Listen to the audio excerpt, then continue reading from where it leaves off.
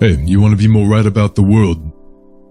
The first thing you gotta do is assume you are incredibly wrong about a lot of extremely important things. Unless you think you're just like the smartest and luckiest person of all history. Like, I'm a pretty smart guy myself, but that just means I'm smart enough to see how little I know. How little anyone can really even trust their own mind. The basic problem is that we humans don't know what we don't know. You can feel as certain as you like about your assumptions, but they're still just assumptions. They could turn out to be wrong anytime. Like, the sun rose this morning for you today, but it doesn't mean it's going to happen tomorrow. This is epistemic skepticism applied. You see, truth is infinitely narrow by definition. There are an infinite number of ways to be wrong.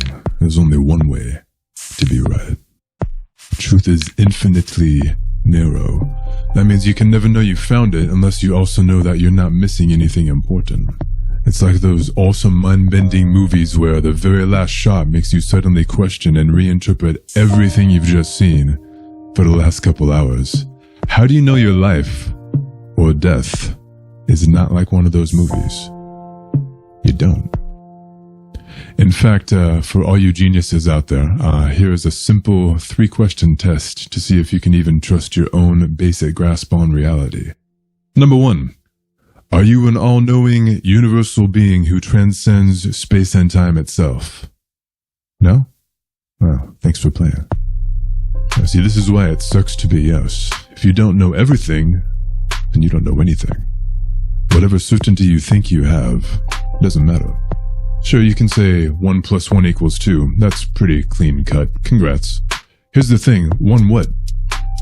What does that even mean in the real world? Who cares about some noises your mouth makes if they don't mean anything in real life? It's the paradox of knowledge, where we can be really certain about a lot of really specific, highly sophisticated facts, like that's what all of science is. But in the end, you can't be certain what any of it actually means. Like, we can be really sure that the natural log is around 2.72, because, like, math works. But with just one more word, why? That drives us instantly off this massive cliff into a depth where we have no f***ing clue. Why do we live in a universe where the natural log is 12? I don't know, sounds fun. Or just look around, your phone is built to spy on you. It knows where you are even when your location is turned off. It can tell you where you are, but nobody can tell you where you are, full stop. Not ultimately. Our space-time is really weird and it's expanding, and we hit the event horizon and then you don't even know where you are. Or just look inward instead of outward. You're made of cells, which are made of atoms, which are made of subatomic particles, which are made of what exactly? And you experience this consciousness, which comes from where? You don't even know what you are. Oh, here in the 21st century AD, almost anyone can tell you what time it is with precise atomic accuracy. But no one can tell you what time is.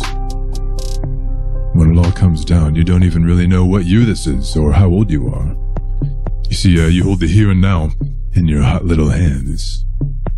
But as soon as you try to define it, you scale up or down or inward or outward across time, you have absolutely no idea where or who or what you are. That's the paradox. All the most basic, fundamental, easiest questions to ask are also the hardest to answer. We have really intricate knowledge about highly technical things, but in the big picture accounts for exactly nothing. You want to lean on your own understanding and solve all the big questions? You're not bringing a knife to a gunfight. Mate, you're bringing a handkerchief to a nuclear war. White suits you. The truth is infinitely narrow by definition, which means there are infinite odds that you've missed it. Especially on the big stuff. You can't trust your own mind.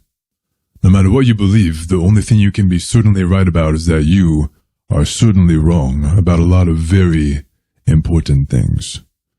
The real question is, what are you going to do with that?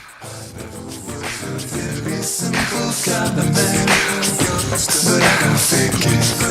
But I can fake it.